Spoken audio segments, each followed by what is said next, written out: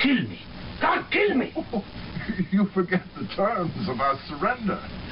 The penalty for the killing of any Centauri by any Norn will be the death of 500 Norns, including the perpetrator's own family. But I don't have to kill you. I don't have to do anything. And I still get to watch you die. I find this most appealing. We're in here! Can anyone hear us? I hear you. In here! As the humans say, up yours, die. You are mad, do you know that? There, you see.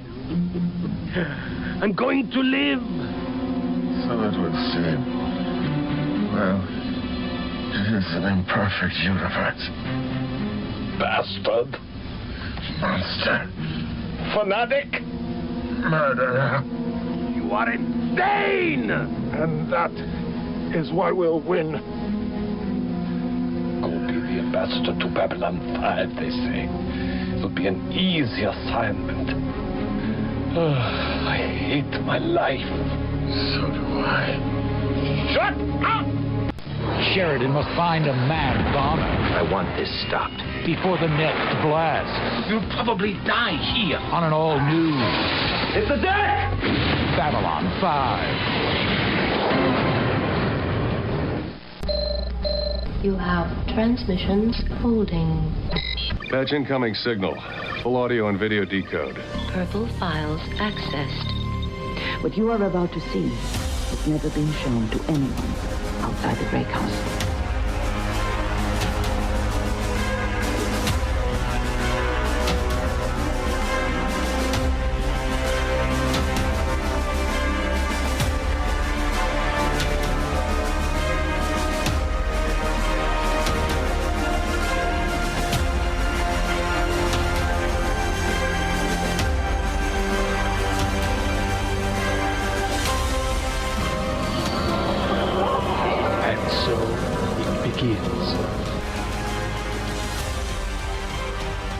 Welcome back, everyone, to Gray 17, a Babylon 5 podcast, part of the Front Row Network and NPR Illinois Community Voices. For those of you who are joining us for the first time, we are a group of first ones who are longtime fans of Babylon 5, who have been watching this show way too many times over the last 20 plus years, as well as a group of newbies who are our friends who somehow are still friends with us and watching this show for the very first time and experiencing Babylon 5 as it was when it aired, week to week. We actually will not let them binge it or watch ahead.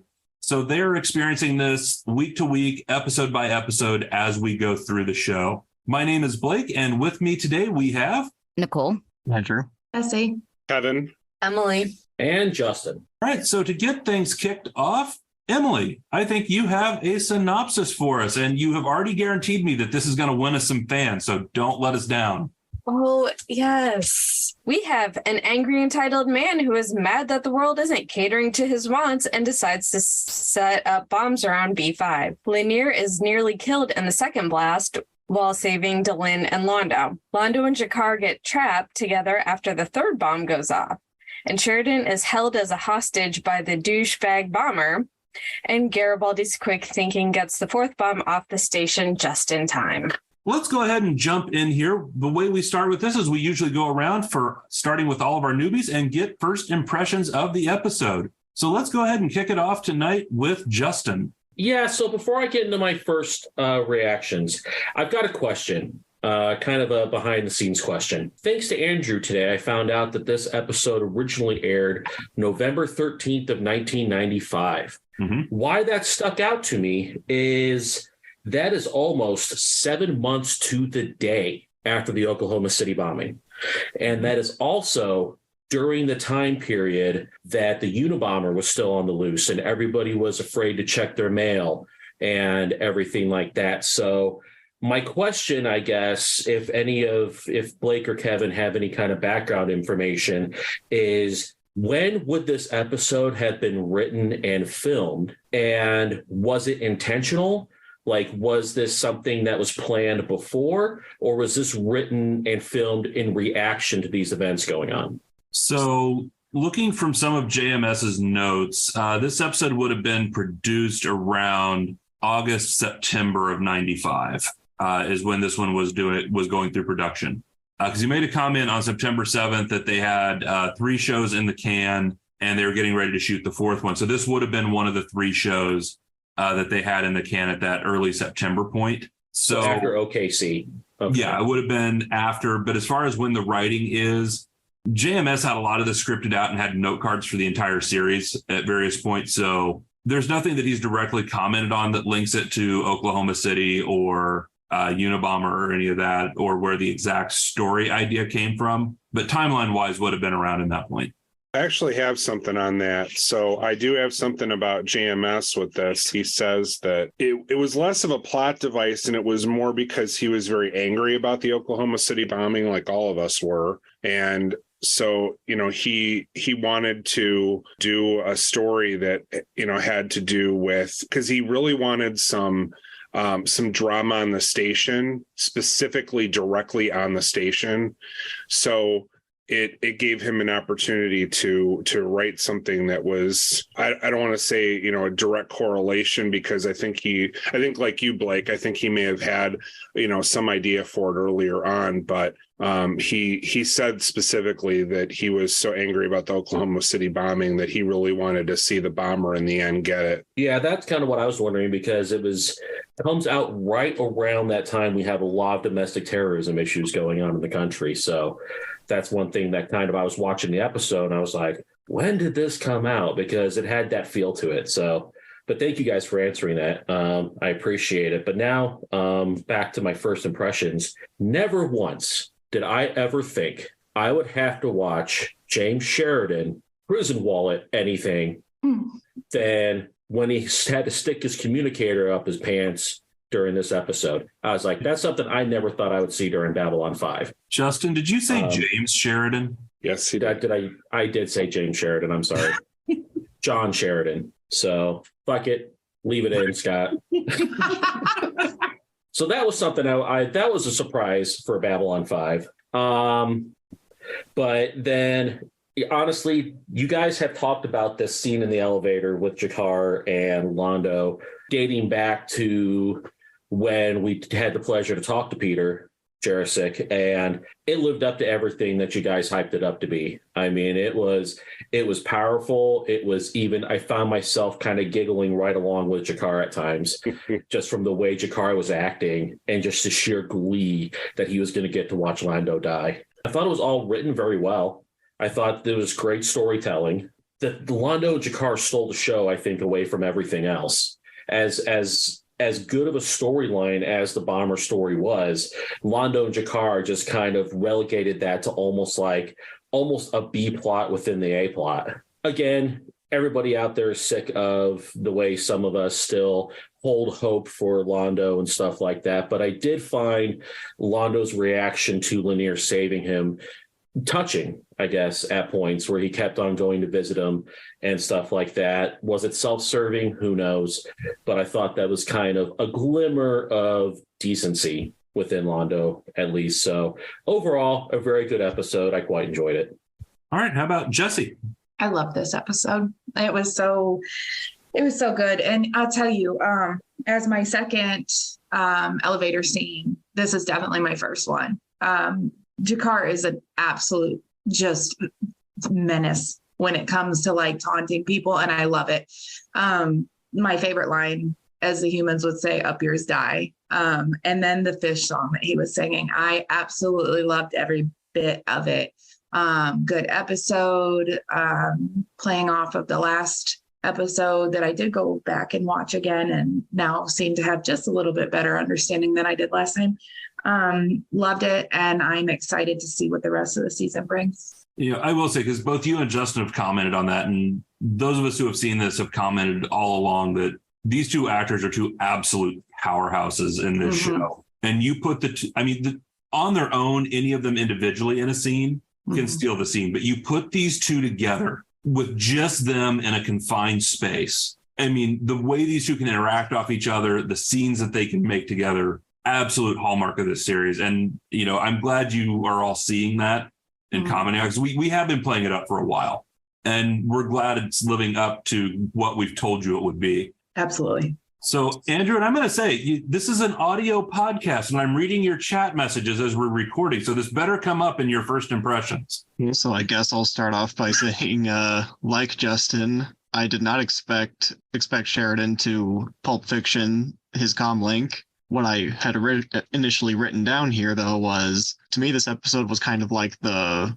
better version of Survivors all the way back in season 1. I thought it did a pretty decent job at kind of rehumanizing Londo after everything like that he did with the war, with how he treats Lennier throughout the episode. And speaking of Lennier, even though he didn't really do all that much in the episode, aside from saving 2 ambassadors' lives, it's also kind of a great character episode for Lennier in a way by the time you get to the end. Emily, how about you? I enjoyed it.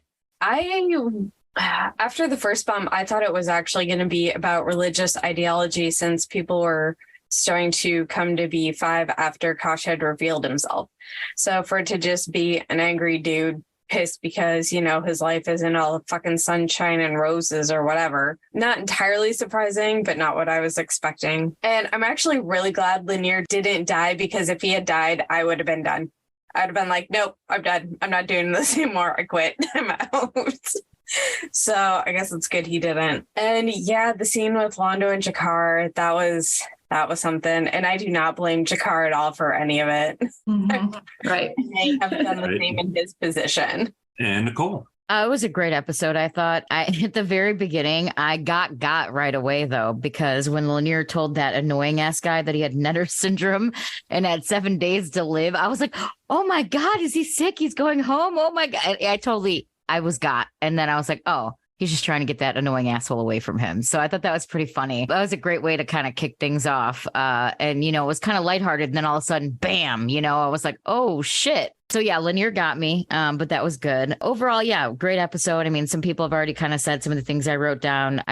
Did Sheridan just stick that up his ass? That was kind of all right.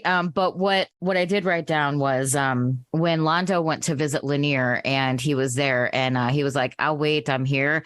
And they just panned out that really slow pan. And all you saw was the fishhole of him sitting with the Lennier. I'm not going to lie. I teared up like that got me. Like I laughed, I cried. And then I laughed again at the end with G'Kar. I mean, Jessi, you said it right. He was a total menace when he wants to mess with somebody. Like, he's amazing. It's just he's so good at it. And yeah, it was like almost like maniacal and like off his rocker, but also like totally fitting and appropriate for like the situation. And It was just kind of like, damn, like he was ready to like, he's like, fuck it, I'll die if I get to watch you die, motherfucker. Like he was just like, nah, dude. But yeah, overall, I thought it was a good episode. It was really kind of cool to see Garibaldi in action, like just kind of like working with the bomb guy and, you know, thinking on their toes, and a lot of like, they got the bomb out just in time and a lot of action. There was laughter. There was touching moments. So yeah, it was overall a great episode, written really well. And I thought and this is another thing I noticed too with the last episode, now that we're in the 3rd season, a lot of sometimes the plots were totally separate, but I think the plots are starting to kind of weave together a little bit more. So yeah, overall, I really, really like this episode. You know, Nicole, you're the first one to mention it with Lennier and Netter syndrome. And Kevin, you can't answer this, but let's see how many of our newbies actually watch the credits. Who is the executive producer of this show? Was Netter? And no Googling, Justin, I see you starting to type. I'm going to guess it was Netter, since you're asking the question. Doug Netter is the executive producer of B5. And we have seen JMS do this before when he wants to play a joke on somebody, especially in the writing. So he threw this in as Netter syndrome, named after the executive producer, which he describes the reaction as amused, chagrined, and a promise of swift and terrible revenge. So this was definitely JMS using the power of his pen for a little writing fun with somebody. Not only that, but the guy that played the obnoxious man in that scene is the sometimes director and the director of photography, John C. Flynn III. So He had used to be an actor, and they came to him and said, "Hey, we need an obnoxious guy for this one scene. So guess what? You're it." He was like, "Okay, I guess I can act again. Sure." But it brought the house down on the set. It was his idea to touch Lennier's head at the end, and the whole thing just busted up the entire cast. So as I was watching that, I'm watching it. I'm like, wait a minute, Minbari don't lie. I'm like, does he really? And then he's like, I'll do my penance later. There it was great. I was audibly cracking up during that. It was wonderful. Yeah, that was funny. I got. I was at first, I was like, oh no, Lennier's sick. And then I'm like, I did the same thing. Yeah. We have a couple more first impressions to get to. And obviously tonight we are down a couple of first ones. Scott is out traveling again, and Mike is off with family this evening. So that leaves Kevin and I as the two first ones tonight. So Kevin, what are your first impressions? I love this episode. I mean, I would watch it just for the elevator scene, but there's other really great stuff in this one. This episode has a lot of fun behind the scenes stuff, so I'm sure Blake and I will get to quite a bit of that. But you guys have already stumbled upon the Netter syndrome one. But the other thing I wanted to mention real quickly is that, JMS, we've all watched a sitcom and seen two people that hate each other stuck in an elevator or some other, situation. And it was a trope that JMS really wanted to throw on its ear. So he decided, okay, well, we're going to put these two guys in there that hate each other, and there's not going to be any resolution at the end. And you're going to see some, maniacal stuff from Andreas Katsoulis with this scene. But Katsoulis said that this is one of the rare times that he actually practiced at home with a scene.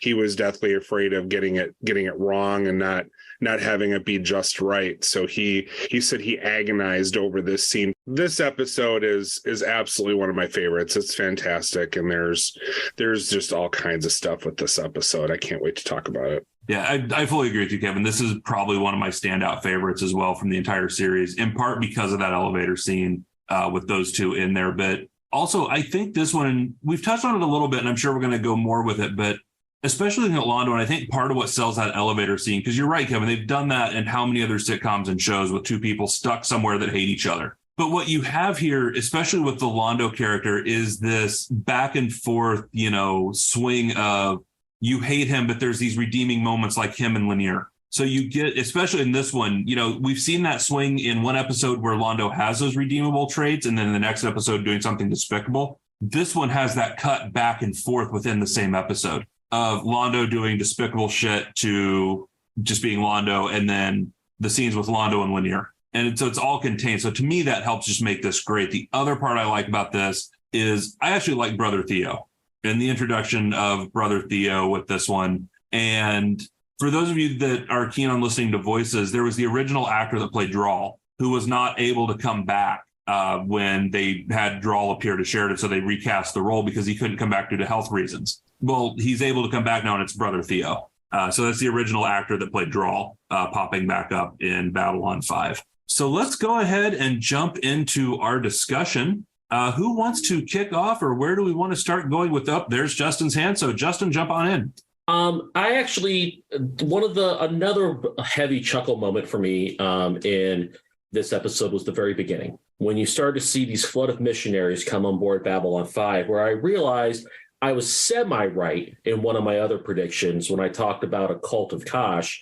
It wasn't a cult of Kosh per se, but Kosh's appearance, I think it was Nicole who also mentioned the same thing, has brought a lot more kind of religious pilgrims to the side of Babylon 5. And Zach's interaction with the Drazi was priceless. The fact when they just reach out and just start touching him, and he's like, what are you doing? Oh, well, everything on this station's blessed. You're blessed. And I laughed out loud again when he goes, well, see that plant over there? That was in the garden. That's more blessed than I am. Why don't you go stroke that plant while I get your visas in order and stuff like that? And I was cracking up about that, because it was just like that's another really good line for Zach's character. Mm-hmm.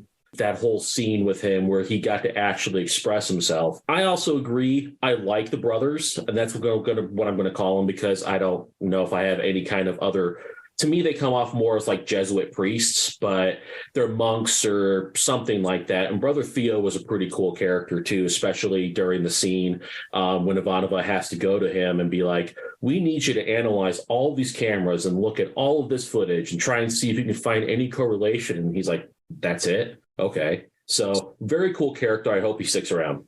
Oh. Speaking of Brother Theo and the brothers, I also thought it was really funny the way Ivanova and him were talking. And she's like, wait, you want to live here? Why do you want to live here? Usually people don't want to live here. I just thought that whole scene was pretty funny too, because she was just kind of like, okay. Like, and he's like, make it work. We'll go anywhere. We'll live below or what. And it was a really funny interaction.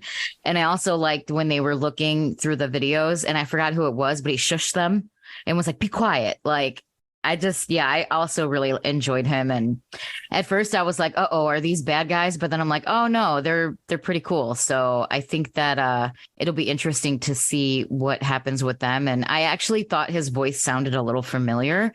So that makes sense that it was the original draw. So that was, I really liked them. I thought they were really funny. Kevin.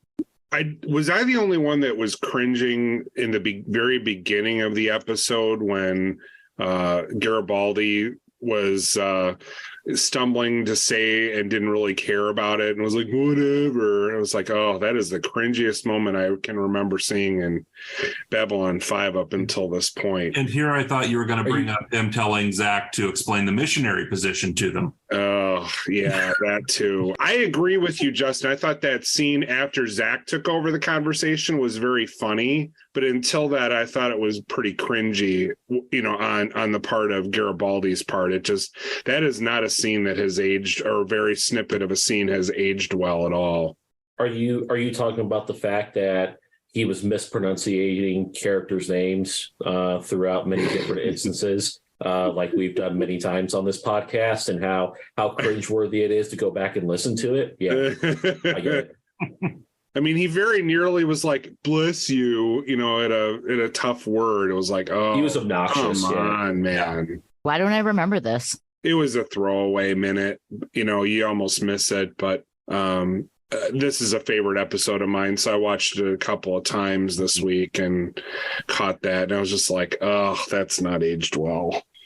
There's a few things in this show that have not aged all that well. Justin. Yeah. Well, one last thing that I was going to say about Brother Theo that was brought up about, I think, Nicole, you had said that they wanted to live there and everything like that.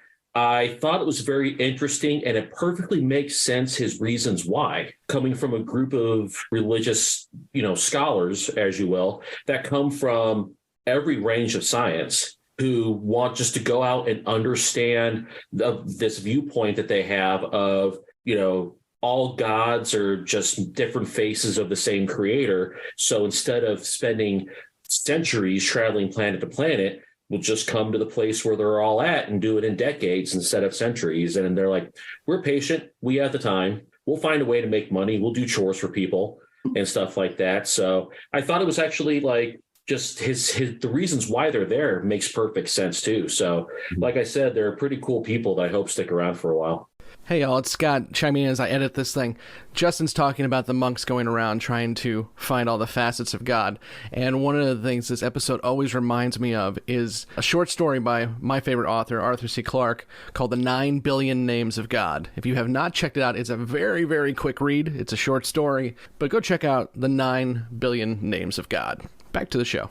Yeah, GMS actually based that upon Jesuit teachings. They have a love of comparison of religion, unlike some facets to, it's only our religion. Jesuits actually have quite a respect for others and want to learn about God through other people's eyes. And it's very cool. And GMS did that on purpose to have it in part of the series. Well, I think that's one of the draws for me to this show is, and we've discussed JMS and his writing and obviously him being an atheist and his own experiences with religion, but taking a minute just to look at our other favorite sci-fi franchise, Gene Roddenberry on the creation of Star Trek was very adamant that humanity was beyond religion. And you never really see humanity portrayed as having religious belief at least within Star Trek. I think you see a little bit of it now with some of the newer series in the franchise, but within, TNG, DS9, religion was not really a facet of Earth. But this embraces it, and you don't see one religion either. You see the different religions. You've seen the monks representative of the Catholic Church. You've seen Judaism. You've seen these different faiths, including indigenous faiths during that scene in Parliament of Dreams. So it's much more embracing of the broad spectrum of beliefs, not just in alien cultures, but within human as well. Jessi. Well, we met another character. Is it Marishi? Mm-hmm. Shang Tsung from Mortal Kombat. I'm a little upset though, because I did the thing that you told me not to do, and I went to his IMDb thinking that I could hopefully see that he would be in more episodes, and he wasn't. So this is it, and that pisses me off.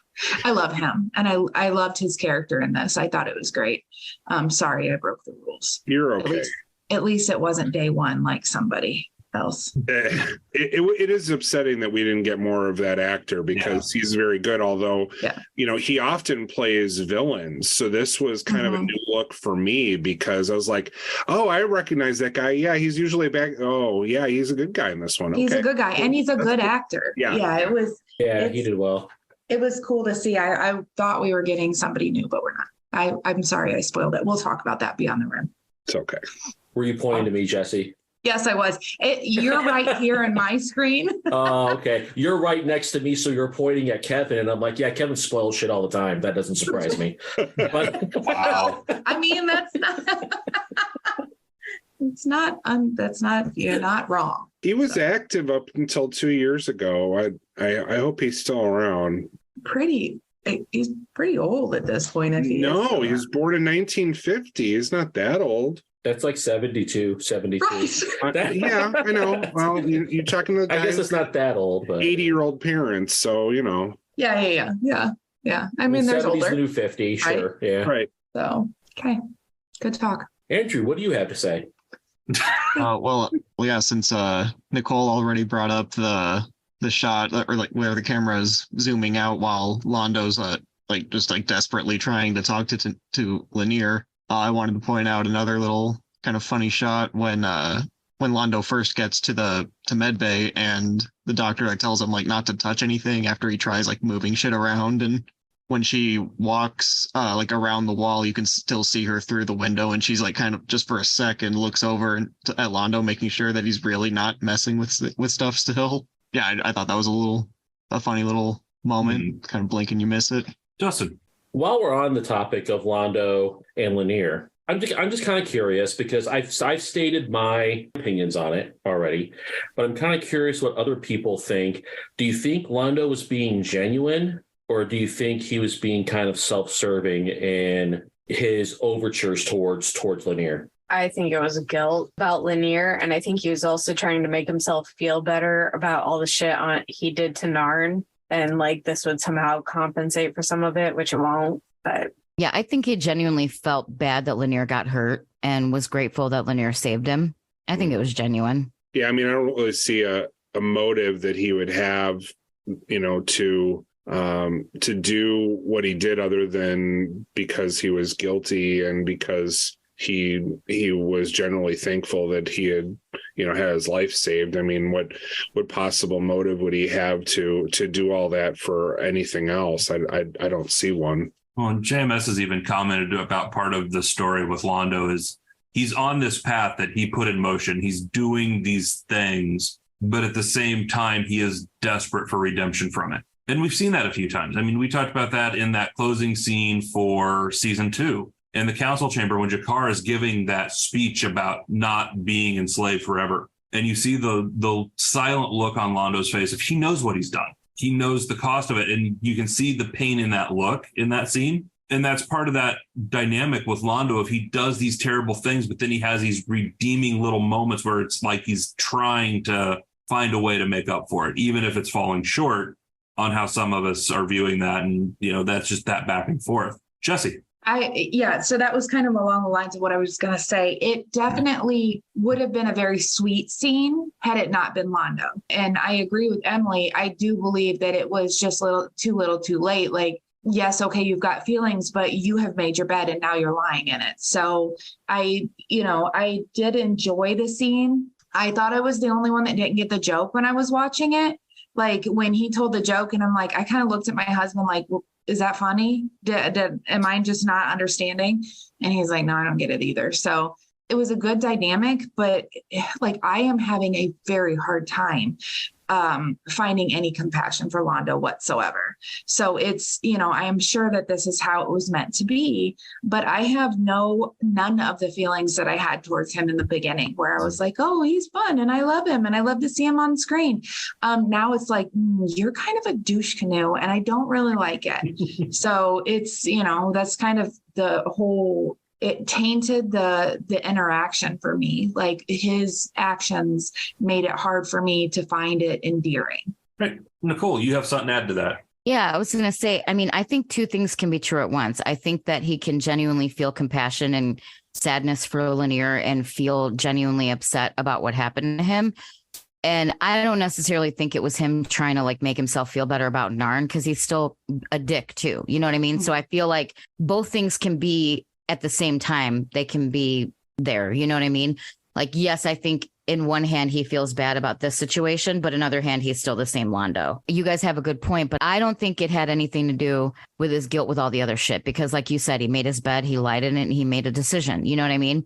And he has to move forward with it. But I also think that even though, I mean, well, he's not a human, he's an alien, but like anybody with a conscience of any sort that's like a living, breathing being would feel bad about that unless they're a real piece of shit. And if somebody got hurt saving my ass, even if it was my worst fucking enemy, I would still feel empathy and compassion for them, even though I would probably kick their ass if I saw them on the street. You know what I mean? So I don't know. I definitely think that, I don't know, the scene made me cry. Like it made me and my black, deep, dark hole of a heart. I had a little tear coming out. I just really thought it was a really powerful moment. And I think that JMS probably did that on purpose, like you said, Jessi, to kind of mess with us. Like we don't want to feel compassion for Londo. We don't want to feel anything good for him because he's really been an asshole. But also, like, I don't know, for me, I am a bit of a softie. I'll fully admit that. It was just really hard for me not to feel something in that moment, and feel like his like pain in that moment. It doesn't make up for anything he did or make him a good person. But I think that even though he is the ruthless asshole he is, Lennier really had nothing to do with any of that stuff. You know what I mean? Lennier was an innocent bystander that got hurt, and he didn't have any beef with the Minbari. So I feel like he was like, oh shit, this guy hurt himself and I got off. You know what I mean? So I don't know. I really thought that it was a really dynamic scene. And I just really, when you asked that, I really was thinking about it. And that's just kind of how I feel about it. Justin. Well, and I guess the reason why I presented this question is because there was another scene that kind of made me have a little bit of a twinge of doubt about Londo's intentions. And yes, G'Kar did it too. But the scene where both of them were trying to convince Sheridan, it was the other side that was doing the bombings. So first you saw G'Kar and how, and actually, was it G'Kar talking to Sheridan or was he talking to Garibaldi about it? Garibaldi. But, so when G'Kar was talking to Garibaldi about it originally, following him through, very animated, very almost hysterical at times, to where he went the wrong way when Garibaldi was walking. I'm not sure if that was intentional or if that was just a goof that they left in, but you could tell like G'Kar was very animated about it. And then in the very next scene, you have Londo screaming his head off about it being the Narn, the people doing all these bombings and stuff like that. And he was talking to Sheridan, and Sheridan had to warn him about not what kind of person would use a tragedy like this to score political or public points. So when that happened, it kind of put maybe a little bit of a twinge of doubt in my mind about Londo's sincerity in spending that time with Lennier of, is this being genuine or is he just trying to feign sympathy? So that's why I was kind of curious. I'm still on the it's genuine bandwagon, but there was just a moment of doubt there for a little bit. Kevin. So when you guys have your next opportunity, I want you to go back and watch the scenes with the hospital bed, because there's a little bit of a behind the scenes with this. So Andreas Katsoulis went to Bill Mumy and said, hey, Bill, that performance was incredible, where you just were so laser focused anytime you were on screen in the hospital bed to stay quiet and stay still. And, you didn't even flinch or blink or anything. It was amazing. I was so impressed. And Bill thought that was kind of amusing, considering that it was a dummy head that they had cast.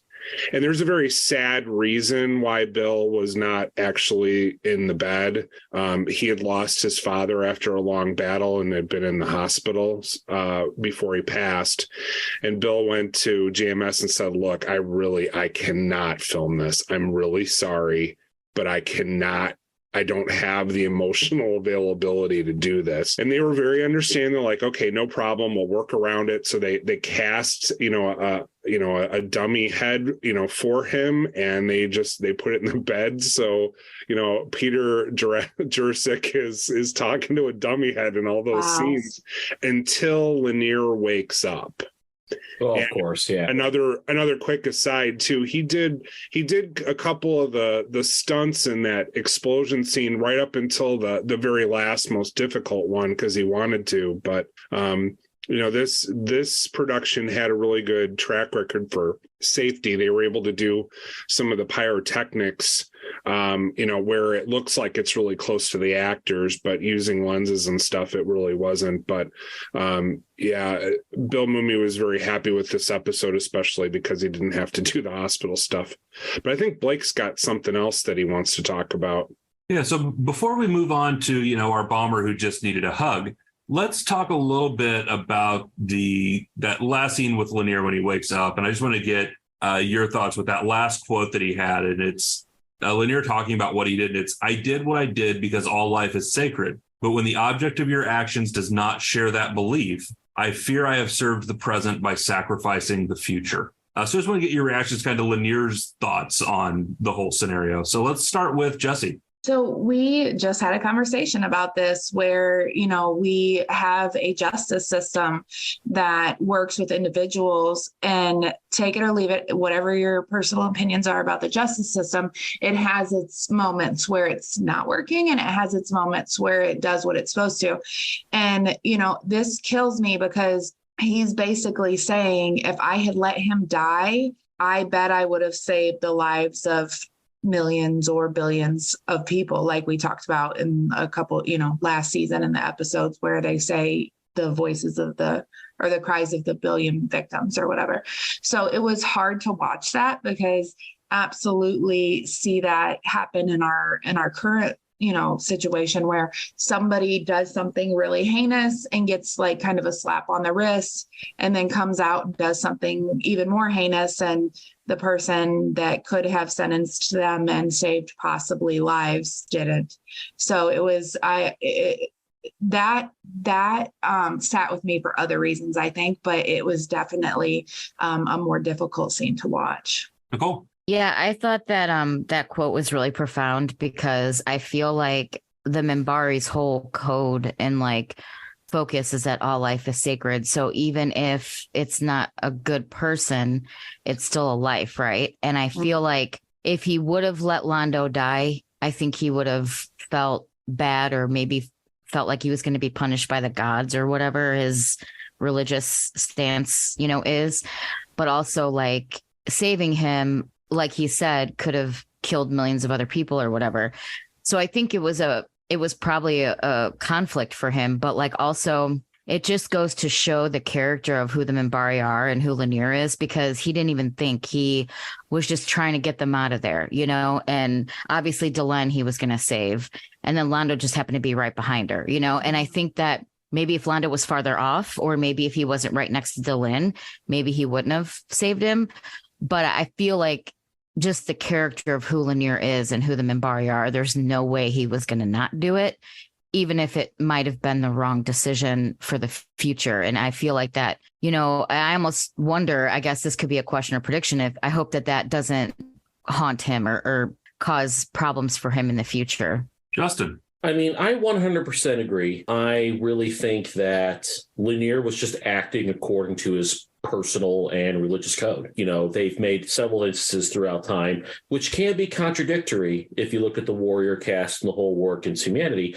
But Minbars in general, think that, all life is sacred and all life is worth saving, even if it's somebody you don't like.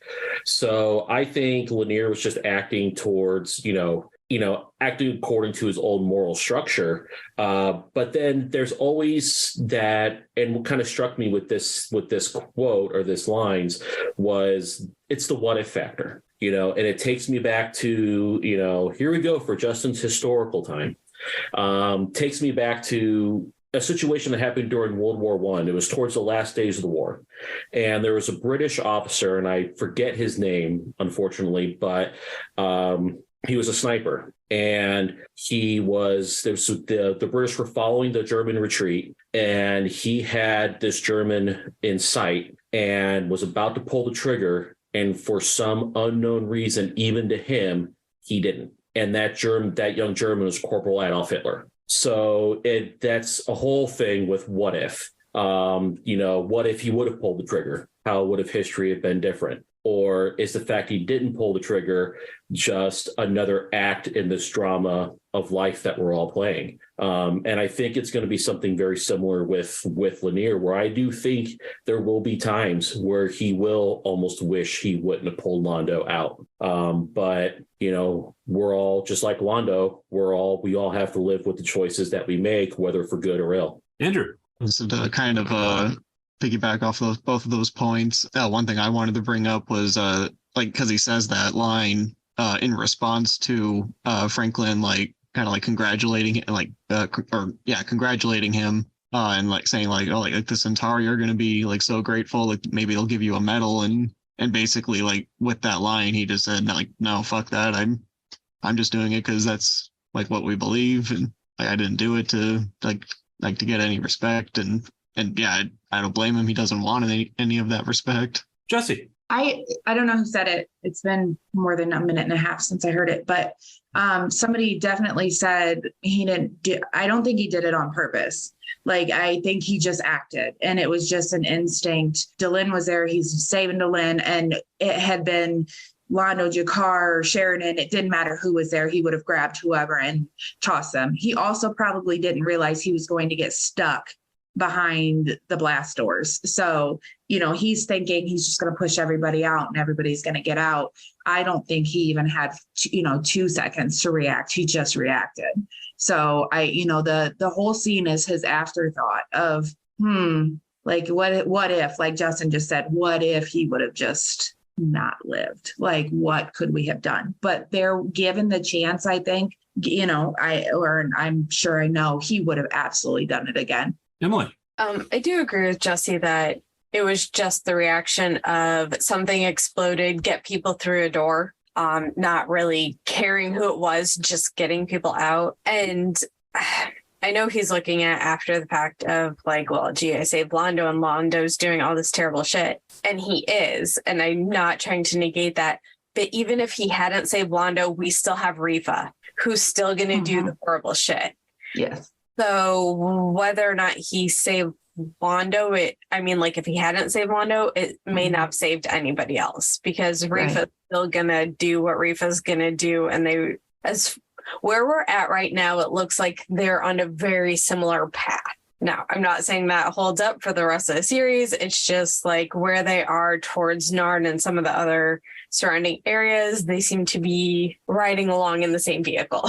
Jessi. I think that follows along with there's, some people who believe that, when it's your time to go, it's your time to go. And regardless of how it happens, you're going to go. So Londo was supposed to die in this blast, but he ends up not going there. He walks out and gets hit by a car.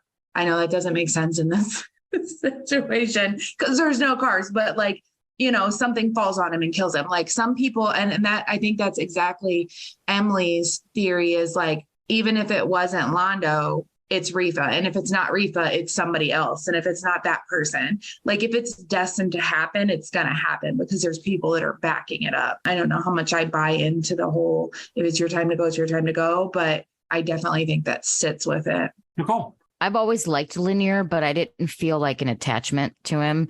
I thought Bill Mumy is funny and he's, a good actor. And I think he's had a lot of good moments throughout the show so far. But this, for some reason, episode really had me buying into Lennier. Like now I feel like he's one of my favorite characters. Like I really kind of fell in love with this character in this episode. And I just want to say that I think that it's probably chalked up to just good writing and good acting, you know, because it wasn't a question of like, is he good? Is he funny? Is he this?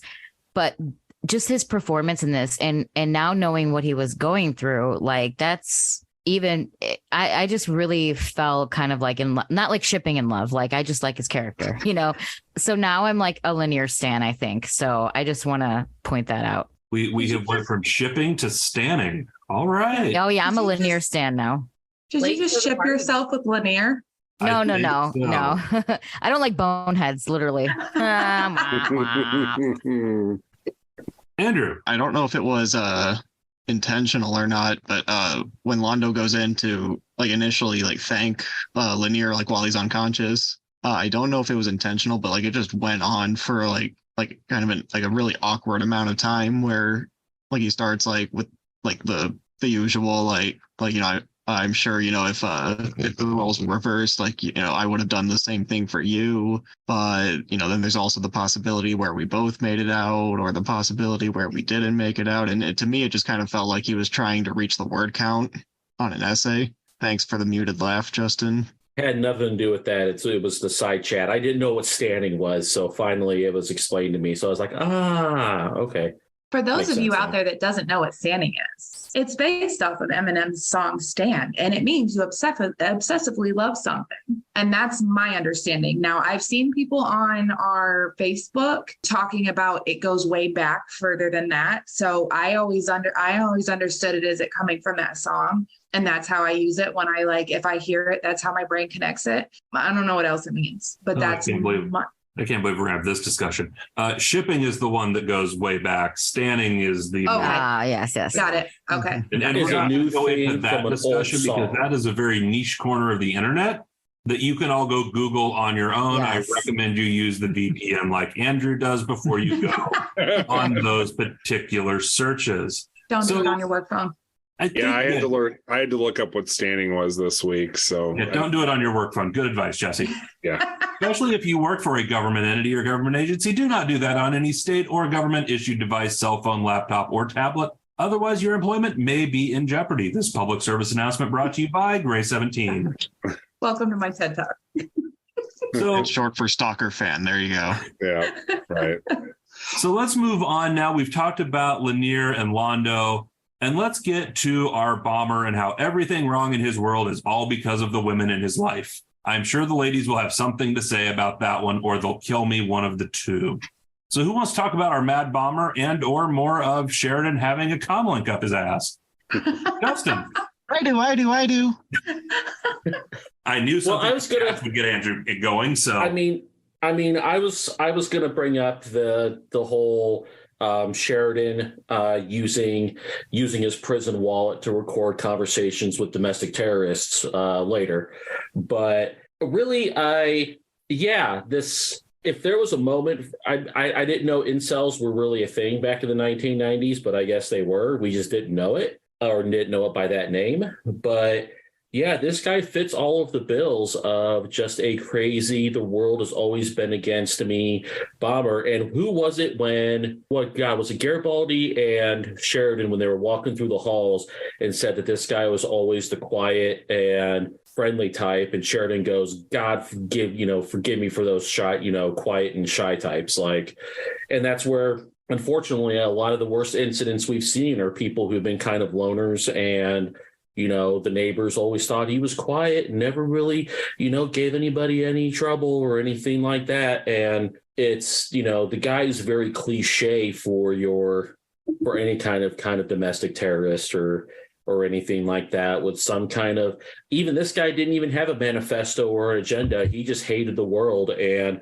wanted to sow chaos. And what better way to sow chaos than to bomb a station of peace and try and turn people against each other and try and bring down civilization one small bit at a time, because B5 wasn't his first stop along his crazy train. He had two other places where he was kind of setting off bombs and stuff like that along the way. So just, nutball deluxe. # mommy issues. Happy Mother's Day out there to all you father fuckers. I can't say motherfucker. I guess I can say motherfuckers too, because there's also mommies who are motherfuckers. Happy Mother's Day to all of you out there. It is ironic we're recording the fuckers of all parental figures. Yes. There we go. It is ironic we're just recording this episode on Mother's Day with the guy who clearly has some definite mommy issues. Mm-hmm. Nicole. What pissed me off the most about this guy was he basically was doing it for clout. He's like, you don't know me, or nobody knows me, or nobody cares about me, but now you will. It's like, dude, you're not the only person who fucking got left, who fucking lost your job. Like, calm the fuck down. A lot of us have been through the same issues or worse. Like, it just irritated me so much because, yeah, he's like, it was just the typical tropes of, oh, nobody cares, nobody know me, I was bullied, blah, blah, blah. Like, shut the fuck up, you whiny little fucker. Like, when Sheridan knocked him out, I was like, yes, cold cock that bitch. Like, I was yelling at the TV because I was like, bro, you think you're the only fucking person who doesn't have who has problems? Like, if I was gonna go fucking blow shit up every time shit didn't go my way and all the things I've been through in my life, y'all, I would have been gone years ago. I wouldn't be on this podcast. You know what I'm saying? So like, it was the dumbest. I thought it was the dumbest fucking reasons. Like, it was just so stupid. And I really think it was like all about clout. He just wanted to be known. And of all people, like, oh, Sheridan, you have to come in here and get me off this planet or this ship or whatever. Like, of all the people you're going to call, like, why wouldn't you call the head of security? That's the guy you want to get in there. You know what I mean? Like, you dumb little bitch. Like, and Sheridan was not having it either. He was not having his bullshit. He called him out. He went toe to toe with him. I really thought he handled it really well.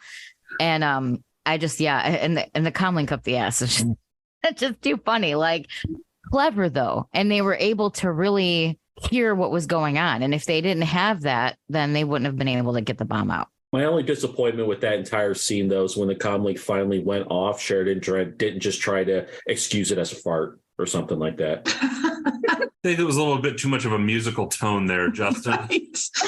Well, technically, though, I do have a defibrillator, and when the battery gets low, it plays a musical tone. So. But is it up your ass, Nicole? No, it's in my chest. It's inside her chest, which is just as scary. Like, can you imagine like sitting next to me and all of a sudden my chest starts playing music? We're going to the doctor. Is it My Heart Will Go On? No, that'd be hilarious though if it was. Maybe I can request them to program it to that. Change it, yeah. Next time you're at your cardiologist, put in that request. I just want you to record the look on his face when you ask him that question. They're gonna kick me out. That's awesome. And for those of you suffering from heart disease that would like to lodge your complaints with the Grey 17 podcast, go ahead and write us a review, but make sure to give us 5 stars for the comedy. Emily, what have you got? Yeah, I was annoyed by that guy. He just made me angry because it's the whole, well, my wife left me and blah, blah, blah. It's like, dude, do you ever think you're the fucking problem? Like, maybe you're unpleasant to be around. Look how self-centered you are right now. He's like, well, I'm a doormat. I did everything for everyone. Did you really, though? Did you? Or did you just do something for someone once and you didn't get all the fucking accolades you wanted for it and now you're all crying about it? Like, stop being a dick. Yeah. I might have some strong feelings about him and kind of sad he may have made it off the station. Jessi. I'm going to nitpick. My only concern or issue with that whole scene was when Sheridan knocked him out. He left him laying right next to his gun. Like, he knocks him out, guy, passes out, and you legit see his gun laying next to him. But what's he do? Does he grab the gun? No, he doesn't. He walks over and opens the door. Sir, you could come back for all you know to a gun pointing at you. Always clear the gun from the scene before you do anything else. Welcome to my TED Talk. So we have History Talks with Justin and How to Clear a Crime Scene with Jessi. Stay tuned for more Patreon content from Grey 17. Don't leave a damn gun laying next to somebody that's trying to shoot you with it. I mean, I feel like it's common sense, but clearly Sheridan, who runs an entire ship, didn't learn that lesson in school. It's a station, not a ship. God damn it. Did I say ship? Yeah. Who you did? You are shipping more than Nicole this evening. I miss Keffler right now, so I just can't. R.I.P. Keffler. So now that a few people have stepped on top of him, Andrew, what have you got for us? Yeah, how did that audio sound so clear when it was shoved up his ass? Like, that, I was waiting for somebody to bring it up. Solid question. Shoved up his ass. Let's be very. It did sound muffled. He did not put it in his man purse. He just shoved it in the back of his pants. No, we have a brand to uphold here. He Pulp Fictioned that. He just.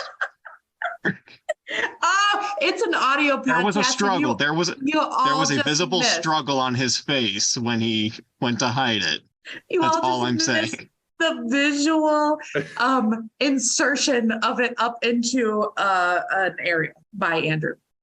I guess if I ever have to meet Bruce Boxleitner at a convention, I just have to ask him, was it the left cheek or the right cheek? Oh, please don't. I'll do it. We will no longer get invited to any conventions. Right. Sounds like he's going to be in Minnesota. I think I read that somewhere. Kevin, what have you got for us? So, this episode's directed by Michael Behar, who is an 80s, 90s, and early 2000s television director of some acclaim. And, he was very high on the acting job that Patrick Kilpatrick, I swear to God, that's the actor's name, did as the bomber. But did anyone else get the really over the top John Malkovich vibe from this guy? Because I was not really feeling the performance too much. I thought it was kind of overdone. And one of the things that Boxleitner's talked about is that he kind of had a face full of saliva at the end of those scenes, which gross, but okay, I guess that probably happens occasionally in acting. But I was not feeling the actor's portrayal in this particular episode, especially towards the end of that scene. Jessi. My husband said the same thing. He's like, oh, he's overacting. And I thought it was just part of the scene. Like, I thought that that's how he was supposed to be. So I didn't really read it as like overacting. I just read he was supposed to appear crazy, and that he did. He succeeded. So I don't know, how much of that was overacting or how much of it was the writing. Kevin, you brought up the director of this one being Mike Behar, and we've talked about the quality of directing on the episodes that he's been on.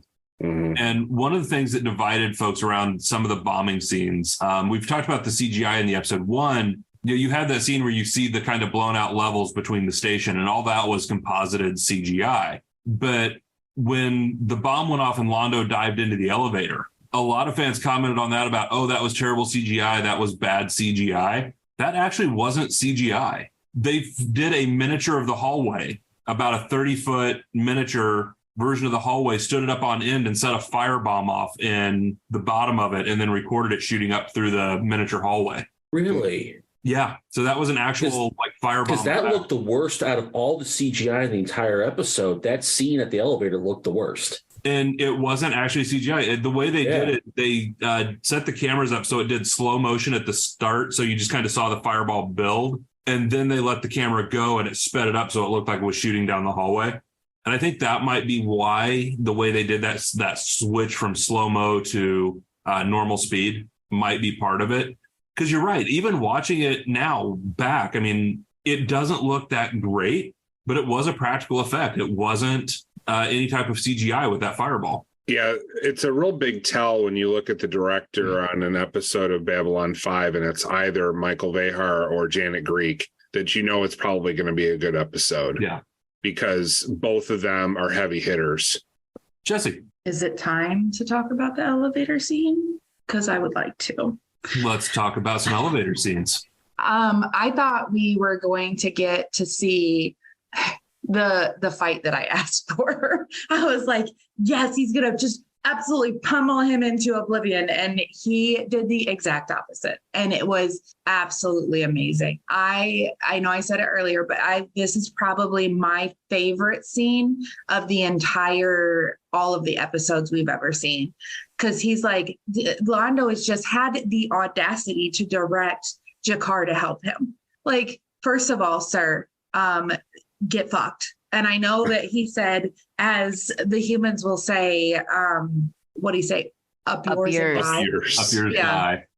But like, first of all, you're not my boss. You have absolutely demoted me, and you don't tell me what to do. I'm going to watch you die. And that's what he did. He literally sat there and laughed at this man in the last part of what he thought was the last seconds of his life. G'Kar is laughing at him. And if that is not the most powerful reaction he could have had, I was like, that's dope. And that's everything that he gets. Now, clearly we knew they were not going to die because they're not going to kill both of them in one scene. I wasn't sure one of them wasn't gonna, but it turns out, spoiler alert, neither one of them did. But it was awesome. I loved it, every bit of it. He could have just said, you know what? Tell you what, let me help me up it out of the top, and just actually I'm gonna leave you here. Bye. Right. Up yours and die, sir. Have a great life. Justin. I think for me it was the sheer joy in G'Kar. Mm-hmm. You would think you're trapped in that situation like you saw in Londo. And I think a lot of us may be in that very same position. Panic is going to set in, and the knowledge that this is probably your very few last minutes alive. Right. And whereas a lot of us would be freaking out, trying to find a way out, trying to get a hold of a loved one, whatever it may be, G'Kar is just sitting there relishing in the fact that he's going to get to watch Londo die. And after he basically says that to him, and Londo's, well, then why wait? Just kill me now. And G'Kar's like, why? Why should I? If they find out I do kill you, they're going to kill 500 Narns and my family. Mm-hmm. I don't have to do anything, and I still get to sit here and watch you die. This is his greatest moment. This is what he wants more than anything in the world. And you see that when finally they do get through to him, and G'Kar just starts screaming, no. The pain in his voice, the fury that the one thing he wants more than anything in the world got thwarted. And it was, I know at one point during Peter's interview, you kicked us off and you guys got to talk to him kind of beyond the rim. Now, more than anything, I can't wait to go back and listen to the rest of that interview, because I'm sure you guys talked about this. Mm-hmm. We did. And I'm very, very eager and interested to find out what Peter had to say about this scene. It's a favorite one. In the interview, Peter almost screwed up and talked about the scene with all of you on. Yeah, I remember that part. Yeah. He stopped himself. But wait, have they seen the elevator scene? Oh, wait, I better shut up. Yeah, and we all went, no. Are we good to watch it yet? The rest of that? Yeah, that was my question. No, okay. I already asked that last week. They said no. I would be more than willing to snippet it for you guys, though. Yeah, because we'll see if we can't snippet that out. But there's just it's spoiler city, you guys. But we will absolutely snippet that for you. So I will say, with this elevator scene, just that back and forth with the two of them bickering and arguing, going back and forth about bastard monster. And you get that bit where Londo says about going to Ambassador to Babylon 5 will be an easy assignment. I hate my life. And you just got G'Kar. So do I. I do too. Yeah. Nicole, I know you have your hand up. Can I ask one last question? No. The point where, and I had it in my brain and then I completely forgot it. So never mind. Go ahead, Nicole. Good question, Justin. Great question. I had a question. And then in that few seconds it left. But anyway, I'll find it. Nicole, while Justin finds his question, what have you got? Oh, no, I almost forgot what I was going to say. Okay. So G'Kar was a straight up G in this elevator episode. And Blake, you just brought it up at the end. I wrote that down about how they were hurling insults back and forth at each other. And then how he's like, I hate my life. And G'Kar was like, me too. And then it pans out to the thing. I was like, oh, poor G'Kar. He almost got what he wanted. And he was, ready to, he was just like, nah, dude, peace. You're going to die. He was ready to give up his own life. And then, it got thwarted. But I just thought that at the end, when they were going back and forth with Monster, this and that was really, it brought me back to the days of the first season of them two just arguing when they would see each other. It was a little more lighthearted then, but it just brought me back to that. And I was just like, oh, the dynamic between them will always be that headbutting, but now it's just more hate fueled. But yeah, G'Kar straight up G in this fucking episode. Justin, did you find your question? I remember there was one scene where I'd written down in my notes, I thought G'Kar was praying, but I guess somebody earlier in our recording here said he was singing some kind of song about fish. Yep. Yeah. I think that's what was happening, but I couldn't hear or didn't understand. So what was going on with that? So there was, back in Parliament of Dreams, G'Kar was also singing a song in that episode. And I can't remember the full context of it, but it's kind of the same type of thing. And I have let me find it and scroll through because I actually have it up here in front of me. At least I did. So here is G'Kar's little song he was singing is "Not many fishes left in the sea, not many fishes, just Londo and me. Not many fishes left in the sea, not many fishes, just Londo and me." And so basically he was just singing to annoy the fuck out of Londo. This is the song that doesn't end. No. Yeah, I was going to say that was his version of that song.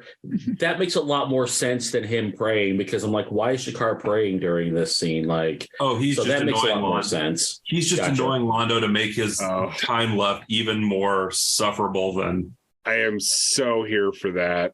I mean, the thing about Londo is like he doesn't set out to just like straight up, murder an entire world. That doesn't excuse anything he did. But his whole thing is he wants to bring the Centauri Republic back to its good old days, which is why, that joke that he tells, isn't funny, but it's extremely representative of what he wants in his life. It's that he really wants the Centauri Republic to be the greatest that it's ever been again.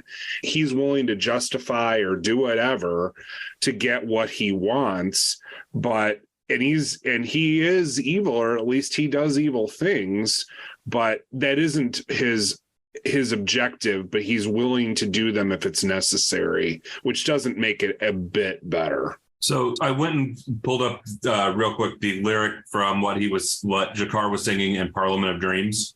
So back in season 1, the song, I won't do the whole bit, but the last part of it is "So many fishes left in the sea, so many fishies, but none for me." And so then he's singing in the elevator in this one, "Not many fishes left, just Londo and me." Jessi. And that's why I called him a menace, because just put yourself in this place. You're in a moment where you believe that it is your last few moments alive. You're dying. The smoke is going to come. You're going to stop breathing. You're going to pass away. And the person next to you is singing a song with your name in it, like straight terror, right? But that's why I called him a menace. My comment was about Londo's comment about go to Babylon 5 and be an ambassador, they said. Yes, sir. I'm sure they said go to Babylon 5 and be an ambassador. They did not say go to Babylon 5, meet the world's biggest dickhead, make friends with spider ships, and kill a whole race of people. Like, this is on you. And this is another thing that, like, another just moment where we see him lying in the bed that he made. Like, I don't know what to tell you. Nobody feels sorry for you. And that's why I said earlier I was having a problem, like, finding compassion for him, because, like, it's always about, like, poor me. Like, what did I do? And he knows damn well what he did.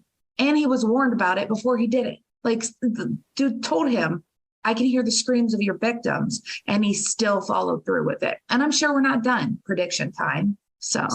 Just remember something as you guys watch the rest of the series, the fact that, Peter and Andreas were the best of friends, and they got the best performances out of each other in the rare instances in which they are on screen together alone. And so I get it. It's tough to watch Londo sometimes, especially wishing that he was, a nicer guy. But if you've got to keep that frame of mind when you watch this series, please do, because everything that the two of those actors do, especially when it's together, is gold. Yeah. Well, and love or hate Londo's character, Peter is amazing. Yes. So like, and absolutely agree with you. Like, you just see how good he is at his job, because he makes me really seriously dislike Londo. And you can write for a character and be like, yeah, he's kind of a douchey. but like the level of acting that Peter brings to the table, and I've said it, I think I've said it before about their friendship and how it's kind of a weird dynamic to watch two people that so very much enjoyed each other play like they would murder each other if given the chance. And that's what we saw today. Like literally, or well, in this episode, literally G'Kar says, I'm going to enjoy watching you fucking die. And then plays it out in the best, like, chef's kiss, like amazing, like couldn't have been. And I agree with you. It's hard to have compassion for the character. Peter is the most genuine and like amazing person that I've ever interviewed. I don't want to speak for everybody else, but he is just like the sweetest man alive and like super, super talented. So I think we have covered most of this episode and looking at it from all the different angles. So this is the part of our show where we go around with all of our newbies. We ask them for their questions and predictions that they have that they are left unanswered with after this episode, or their predictions for what is going to come next in the series. And then we throw them all out the airlock, and us first ones go beyond the rim, and we answer all of their questions, predictions. And occasionally, yes, we have been known to make fun of a few of their predictions. But it does come back around. You can ask Justin. We gaslit the hell out of him on Angel Wings, and then look how that ended up for him. We're just waiting for another year and a half when they can actually go watch Beyond the Rim, and then they're really going to hate us. I'm going to guess we're not going to be friends after that. There's a very real possibility of that. So let's go ahead and get started with our questions and predictions. And let's start off with Nicole. Questions, I guess, is if Lennier is going to feel conflicted about saving Londo, or if he's going to have any residual, like, doubts or feelings from that. After the elevator scene, obviously we know that Londo and G'Kar don't die. Is there going to be any more conflicts, or is there going to be any sort of retribution from either of the two? Well, probably not from G'Kar, I guess, because the whole thing, but like, is Londo going to try to mess with G'Kar? Is there going to be any more conflict with them specifically, I guess? And as far as predictions go, I don't really have any predictions at this moment. Andrew. Yeah, so I only have 2 questions here. What do Lennier's actions mean for Londo and Lennier's relationship? Like, are they going to be friends as Londo wants? Or will Lennier not want his friendship because of Londo's actions against the Narns? And other question is, will Londo and G'Kar's time being trapped in the elevator have any effect on their relationship? Jessi. I don't have any questions. My one prediction is that I do believe that Londo is going to continue to just murder and murder and murder. I couldn't think of any other word. I think he's going to continue to lie in bed with Morton and the creepy spider ships. And I think he's going to keep going. And I think that the prophecy of the 1 billion victims is going to be fulfilled. And Justin. I don't honestly, shockingly, have any predictions coming out of this particular episode. However, I do have several questions that I need addressed that I can't listen to for another year and a half. First question is, where the fuck do G'Kar and Londo go from here? How do they walk away from this experience? And kind of I know it doesn't fix anything, but do either one of them gain any kind of new perspective from their near-death experience? Does Londo start to turn around more? And what else does he do to try and make up for his crimes, if anything? How does Lennier handle Londo in the future? Because after like several other comments we've made about kind of maybe his uneasiness in saving Londo, because I would assume Londo takes further steps to endear himself upon Lennier and thank him for saving his life. Yeah, I can't wait to see how Lennier reacts to that.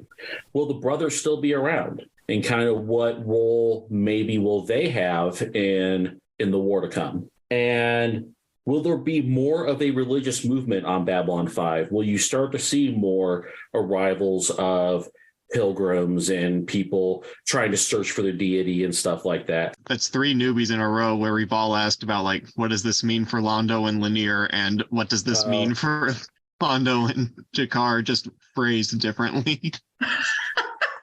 Sorry, honestly, I wasn't listening to anyone's other questions. Wow. So I apologize if I repeated other things. I was responding to some text messages and wasn't at all paying attention to what anyone else was saying. So I take ownership for that. At least you're honest. All right. Wow, what a man who doesn't listen. Shocker. Shocker. Listen, y'all know you men don't listen when women talk 90% of the time. My fiance, I have to repeat myself 100 damn times because he'll be looking at his phone, listening to something else, spacing out. Like, okay, y'all can be just as bad. I'm going to say, y'all can be just as bad. No, we always pay. We're always listening and paying attention. We always hear. No offense, men, but you know you do it. Who's the one that asks every week what episode we're recording? That's just because I have no idea what day it is, but I always listen when people talk. But Shots have been fired. But y'all know men, and no offense, and I'm not trying to stereotype, but men do pay attention sometimes less when women speak. Kind of sound like it. But okay. No, that's totally stereotyping. But you don't tune your wife out, Kevin? I'm sorry, what'd you say, Hanks? See, exactly. Y'all know you tune your ladies out. Don't act like you don't. Justin and Kevin. She doesn't tune me out, but okay. Oh, I'm sure she does. What's part of being married? Something to my husband, and he like 5 minutes later, he'll ask me the same question. And I'm like, yes. I just had a 10-minute conversation with you about that specific question. Do 100%. You even listen when words come out of my mouth? No, they don't. And I think it's just part of being married or in a long-term relationship. Agreed. So, but Emily would like to get her questions and predictions. Sorry, no, I'm actually Emily. quite entertained, and we all know they listen if they need to mansplain. And they got nitpick and find out how you're wrong. Shots fired. But why is it I can't sit and watch a TV show or movie with any of y'all because you're sitting there on your phone the entire time and then halfway through the movie going, this movie's stupid. I have no idea what's going on because your face is buried in your phone the entire time. That's why you don't know what's going on. That sounds very married specific, to my wife, Justin? Listen, we don't pay attention to movies I don't have and any stuff. I'm not throwing shade at any person in particular. I'm just stating things. Women don't pay attention to movies. Men don't pay attention when women talk. We're talking about two totally different issues. It's all in good fun, guys. I love you all. God damn it. Anyway, Emily. Yeah. What are your questions and predictions for this episode? I have no predictions. My brain decided to take vacation this week. My only question is, how will this influx of like religious pilgrims alter the, I don't know, culture or whatever you want to call it on B5? Like what is that going to increase security issues? Because you're going to have different religions coming to the station and arguing possibly about who saw what and why. Will it actually like increase tensions, and are people going to try to start moving there even though it's not meant to be like a long-term city? Blake looks like we have absolutely killed his soul. It's possible. Well, we've murdered Blake. Sorry. We've turned questions and predictions into group therapy. And we've made Scott's job of editing this episode so fucking difficult. Scott is going to hate us. Excellent. No. Scott is going to hate you all. Yeah, I know, because I save all my long ass predictions and questions for when he has to type shit. Yes. We should just start doing that. When I show him how short this is, he's gonna be not happy. Dude, from now on, we should just do that to Scott. Just give him all the questions and predictions and just torment him. I'm sorry, Nicole, I wasn't listening to anything you just said. Oh, I'm going to have so much fun the next time we record because Nicole, of all people, Nicole thinks people don't listen. Mm-hmm. There's literally one prediction unless I miss somebody. Well, before anyone can change their mind, this has been our discussion of the season 3 episode of Convictions for Babylon 5. As we've said many times, we are just getting started with this season. Next week, we are going to be discussing A Day in the Strife as we get going into season 3. Again, I have been Blake, and with me tonight have been Nicole, Andrew, Jessi, Kevin, Emily, and Justin. And make sure to listen to us on your podcast app of choice. If you are listening to the audio podcast, we do have a YouTube channel. And if you are on the YouTube, we do have an audio podcast. You can also find us on social media with Facebook, Instagram, and Twitter. And all of the links are in the show notes below. So for all you newbies, it is time for you to go out the airlock. And Kevin and I are going to discuss your questions and predictions in your favorite place in all the galaxy, Beyond the Rim, which apparently is where you can find Sheridan's link.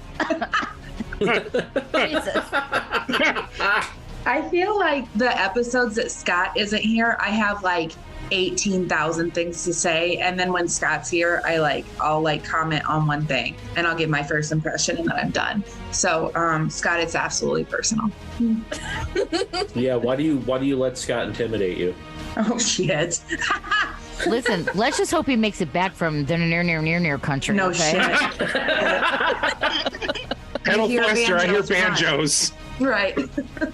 Run. All right, Blake's had enough of our shit. Yeah, Blake hates us. Good night, everyone. Bye. Good night, guys. Bye, everybody. Thank you for listening to Grey 17, a Babylon 5 podcast. You can find all the places to listen to and watch this podcast at anchor.fm/Grey17podcast or youtube.com @Grey17podcast. We want to hear from you, so join the conversation at Facebook, Twitter, Instagram, YouTube, or Patreon. Be sure to subscribe and leave a review where you are listening to or watching this podcast. Grey 17 is not affiliated with, and the podcast has not been prepared, approved, or licensed by Warner Brothers or any other owners of the Babylon 5 copyright. All clips included in this podcast are the intellectual property of the respective copyright holders. They are included here for purpose of review, and no infringement is intended. The opening and closing themes are available from Falling Matter on YouTube. And what's out there? At the rim, And beyond that? the truth.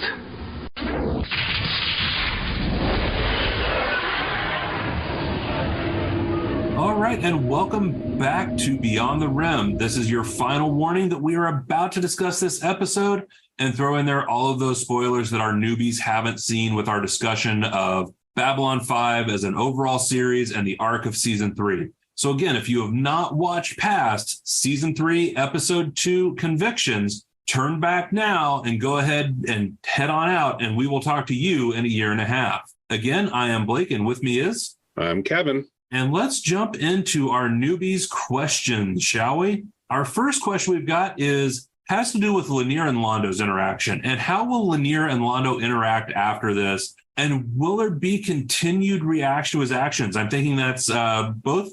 I think that can go both ways. That's, Lennier's actions in saving Londo, as well as Lennier's reaction to Londo's future actions. So, Kevin, what do you think on this one? Well, to be honest, I can't really remember them having, loads and loads of interaction throughout the rest of the series. But I'm sure you'd probably remember better than I would, sir. Yeah, they really don't, actually. I mean, this doesn't really get circled back to. There's not a lot of interaction between Londo and Lennier after this. Yeah, I mean, it's just two characters that just don't interact very much. Yeah. I struggle to think of anything. I'm sure you and I, as we go through the rest of the series, will probably, if they do have any, probably remember this conversation. But I just don't remember any much. Now, we will continue to see this kind of razor's edge character with Londo, though, going between these actions that make you want to hate the guy, and then at the same time, these other actions that actually endear him to the audience and make you have that little bit of sympathy for him. We will see that dynamic continue with Londo and Londo's interactions with other characters throughout the season and series. So we'll see more of that. Yeah, absolutely. I mean, the newbie struggling with how to feel about Londo is the same as someone who's seen the entire series before. You want to like the guy because you like the actor, the character's interesting, but he's likable at times, but he's just so dang evil at times as well. But he's a very complex character. He's probably one of the most complex characters on this show, perhaps the most. This way. Absolutely. It's great writing, and it's well cast because, you know, you could easily have an actor who couldn't pull all of this off, but Peter absolutely does. Mm-hmm. I would say, especially with Andreas Katsoulis cast as G'Kar. Sure. That you could put other actors, you know, let's just say, because Stephen First was auditioning for various roles and was for Centauri. And, you know, as good as Stephen First is with Veer, if you put him in the role of Londo, he couldn't stand in these scenes next to Andreas. Yeah. You know, it takes a special actor to be able to stand and go toe to toe with Andreas Katsoulis in some of these scenes, especially like this elevator scene, that council chamber scene a couple weeks ago. It takes someone that can match that caliber, and Peter Jerusik can do it. Absolutely. I mean, Stephen First, you know, he might have been a little bit or pretty well typecast, you know, as kind of the bumbling but still likable type of guy. You know, he played that more than a couple of times. So you know, Londo may have been slightly portrayed that way earlier on, just slightly, but you know, as this character got more complex, I think Stephen First, had he gotten that particular role, probably would have struggled with that as he went along, but somebody like Peter just absolutely nails it. So let's talk a little bit more about Londo and G'Kar. So one of the other questions was, how will Londo and G'Kar move forward after this? And will either of them gain any perspective over the experience? And no, not this experience. Yeah, there will be others that will help them gain perspective and will change their relationship, but it is not this particular episode. The two of them, you know, continue to be at odds, and then when G'Kar has his religious awakening after he, in a drug-induced rage, you know, nearly kills Londo, you know, he will have his religious awakening after his prison time and will gain a different perspective, but it is not from this experience. Which kind of answers are, will there be more conflict between Londo and G'Kar? And yes. Oh, just a little.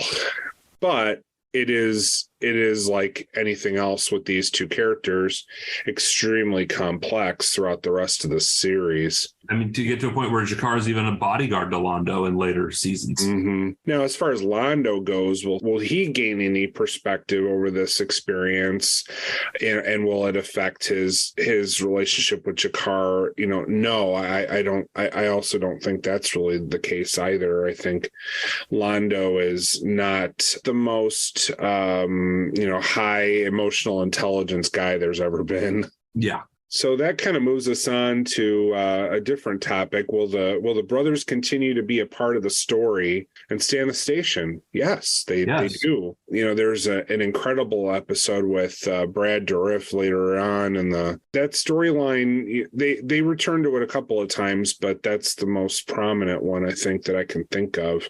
Yeah, because you've got the one coming up in a couple weeks, Passing Through Gethsemane.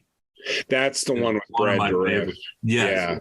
Yeah. And actually, the other part of that one is the director of that one is Adam Nimoy. Oh, nice. So Leonard Nimoy's son is the director of that one. I had forgotten that. Yeah. Who at this time, ironically enough, was married to Terry Farrell, I believe. Oh, really? Interesting. Yes, he was married to Jadzia Dax at this time. Yeah, I know we'll talk about that episode when we get to it, but I'm a big fan of Brad Dourif. Even for people that do not like Voyager, his couple episodes of Voyager are very good because he's an incredibly good actor. Oh, and I'm sorry, he did not marry Terry Farrell till 2018, so he was not married to Terry at the time. Oh, interesting. But yeah, he did eventually marry Terry Farrell, but definitely that is one of my favorite episodes. And then you get the other one, you know, you've got, we've also commented on The Rock Cried Out. You've got Brother Theo in that and his interaction with the other religious leaders who come to B5 carrying information from Earth after Babylon 5 breaks away. Yeah. Yeah, it's gonna be an interesting ride with these folks. Yeah, I know Scott really likes that episode, and you know I do too. But I had kind of forgotten about it until I was going through one of my watch-throughs to kind of catch myself up, because I just do not have quite the memory for the series that the two of you have, and I want to be able to keep up. So, but it is it's a fascinating episode. So I think that covers all of our questions.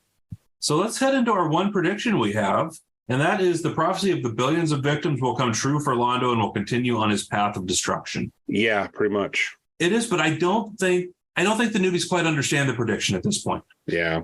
Because, yes, he has done terrible things to the Narn, but part of the victims of Londo Mollari are the Centauri themselves, who, after the shadows leave and they're left with the Drakh influence, you see the cities of Centauri burning.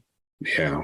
Londo damns himself and his own people for his actions as well. Yeah. Yeah. They haven't seen that part yet. It is not just the Narn, that are victims of Londo Mollari. As you point out, it's also the Centauri Republic that is going to need to be rebuilt after the reign of Londo, which is Veer's job to do that later on. So I'm sure that it's in good hands at that point. But man, you don't want to hate Londo, and people who have seen the entire series, may not totally, but it's a really tough story arc. It's probably it definitely is the most interesting to a lot of people. What I think with Londo is the overall tragedy of his character. I mean, people talk about him doing all this for personal gain, and I think they miss the part of, yes, he's gaining personally, but that wasn't Londo's ambition. Right. Londo wanted to see his people back to greatness. And he was willing to sacrifice it all to do that. That's why I pointed out that joke, because while it is not funny, particularly, it certainly does encapsulate Londo's thinking almost perfectly, that he just he cares about almost nothing except the greatness of the Centauri Republic. And if he ends up, with a good position in the royal court, then he's happy with that. But if he doesn't, but the Centauri Republic is something at the end, then he'd probably be, close to just as happy. Well, it's funny you bring up that joke. JMS talked about that, and that was a little nod he did, because apparently jokes like that had been floating around in the Usenets and the fan forums for a while. And he threw that in as kind of a nod to the fan forums. Oh, that's cool. I didn't know that. That's awesome. So I think that wraps up our discussion for convictions, unless you've got anything else, Kevin. No, I mean, there isn't tons of, lore in this episode. I mean, nothing that happens here really, carries on too particularly much, but, maybe the biggest thing is the brothers that are seen later on. One of the questions I don't think we really touched on too much was, will this increase security concerns with pilgrimages and stuff? And I don't think we see any evidence of that. Yeah, I think this is about as close to a bottle episode as you're going to get in season 3. Yeah, that's absolutely and true. Ironically, this and the next one, really, this episode and next week's really are about as close as you get to bottle episodes for season 3. They have these little pieces of lore building and stage setting. I mean, obviously, setting the stage with Brother Theo and their work in technology and information, that sets a certain stage of things to come. The dynamic with Londo and G'Kar, and that right now where they're at in a relationship, you see these little pieces building. But beyond that, these are really kind of bottle-contained episodes. So, All right, I think that wraps up our discussion for convictions.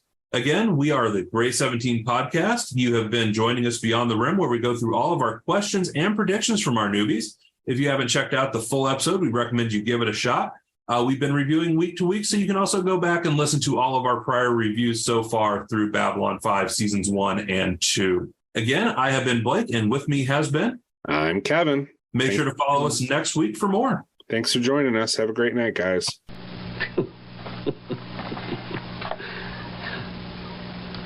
I heard a joke today. I probably should not repeat it, but who are you going to tell? How many Centauri does it take to screw in a light bulb? Just one. But in the great old days of the Republic, hundreds of servants would change 1,000 light bulbs at our slightest whim.